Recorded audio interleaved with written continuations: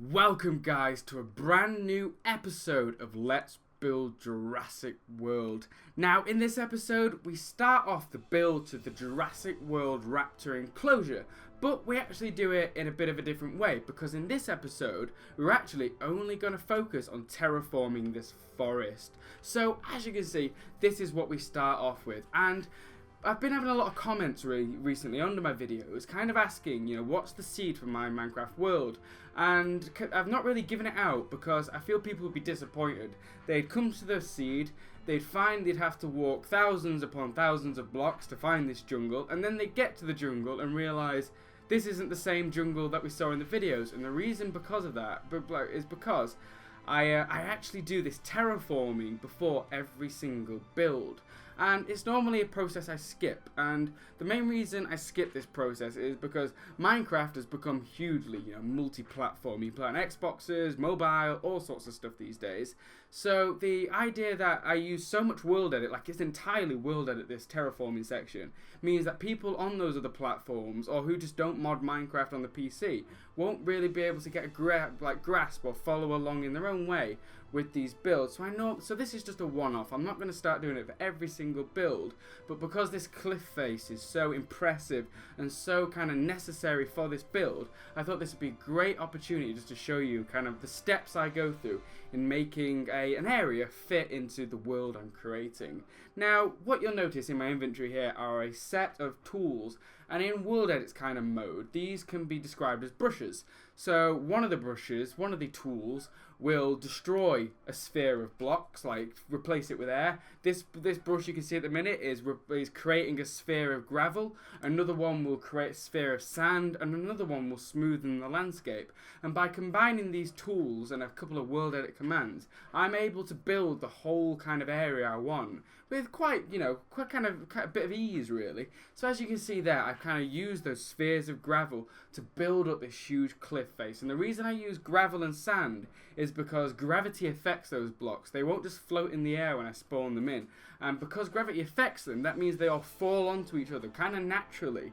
And then as they've fallen on top of each other, then combined with this brush that smoothens the landscape, you can see it doing it nicely here, it creates a really kind of natural looking Minecraft environment.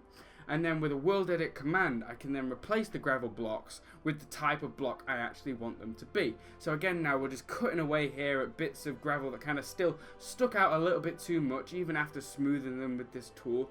And I feel we're slowly getting this nice, big, impressive cliff. And I feel this cliff is, it's one of those, like I said earlier, it's incredibly important to this build because it's such an iconic point of that long shot we see, and we see the raptor enclosure coming into view over the cliffside at the edge of the forest. And I like to think the reason the raptor enclosure is there is it's possibly one of the furthest kind of enclosures away from the park, because obviously the raptors are so dangerous. I like to think they've put them properly on the edge of the island, so there is kind of very little worry of them finding the park by themselves. But obviously the film goes its way and we all see what happens. But now, as you can see, I'm kind of smoothing off and carving the edge of the cliff, just giving it a bit more of a kind of realistic depth, making it look a little bit less perfect. And now here we're implementing that command I mentioned earlier by adding a point down there, and now we zoom right to the other end of the cliff, and we're going to add a point to the top of one of the trees. It actually will allow me to input a command that's going to replace all this gravel with stone. So we come all the way out here and just use this tree because it's a really nice high point. And you can imagine now within those 2 points, this whole gravel has been enclosed in a huge rectangle. And then with a simple command, you can see it's all just changed to stone. And there are 500,000 blocks there. So for the sake of my computer and lag, I decided just to switch out my shaders quickly, and do it just normally in the normal Minecraft internal shaders. Now we get to see, now we've added the stone base of the cliff in, we now get to use sand. And I could have used gravel again, but the reason I use sand is because it's such, it kind of contrasts with the stone colour-wise so well that it just really allows me to see exactly where the sand's fallen, because from this distance, if I was using gravel, it'd be really difficult to kind of distinguish between the gravel and stone. So in the same way, it's kind of like icing on top of a cake. I add the sand all over the cliff, let it fall naturally over it, and then replace the sand with grass. and now grass that's stacked on top of each other will naturally in Minecraft change to dirt, and then we get this really nice area. Now the grass here, again, because it's been laid over the gravel, it's kind of created those kind of spikes, those really sharp hills, and that's obviously not something I want. So with in mind that second position I set right earlier, right on top of that tree over there, is still placed on top of that tree.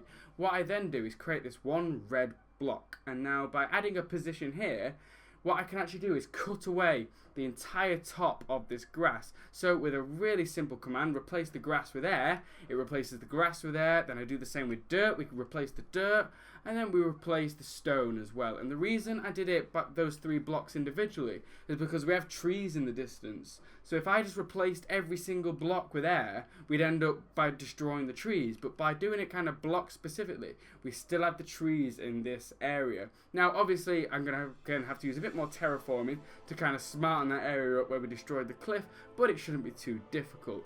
And now I've changed my tools again, so I've reassigned my tools to do different jobs. So now we have this diamond axe, and as you can see, we are placing in the jungle. Now this is an incredibly, helpful tool, because it means I don't have to waste time planting saplings and then bone mealing them to make them grow quicker.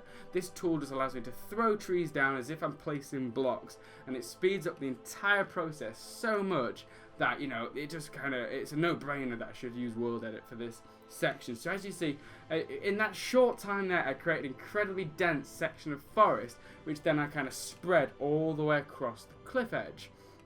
Now, the cliff edge here is actually a little bit different than the rest of forest. So we have the dense forest nicely in the background, but now we have to work on what's in the foreground of this cliff.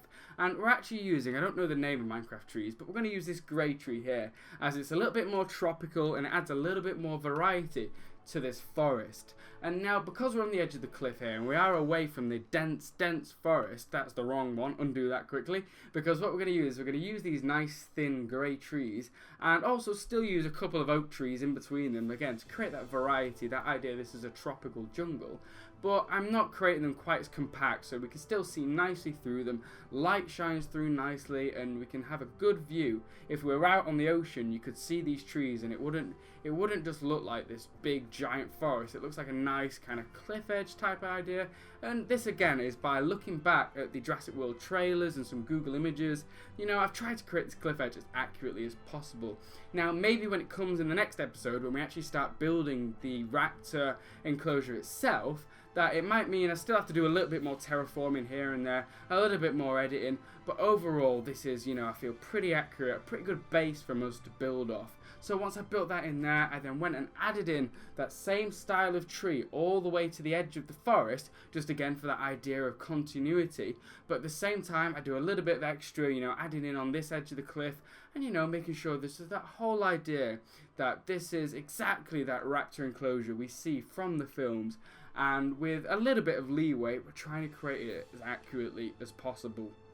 So we're actually coming really close to the end of the build here. So I hope you've enjoyed this little one-off of just showing my whole little terraforming kind of methods. And in the next episode, we're going to be right back to normal. And we're going to start building that kind of nice rounded raptor enclosure in which we see Owen's character train his velociraptors, and as well we have a couple of outbuildings to build, all those extra little details for you guys to look forward to. So guys, I hope you've enjoyed this kind of little special episode, and I look forward to seeing you very soon. I hope to have the next video up in either 2 to 3 days depending on how busy my schedule is. So guys, I'll see you then. Thanks for watching and goodbye.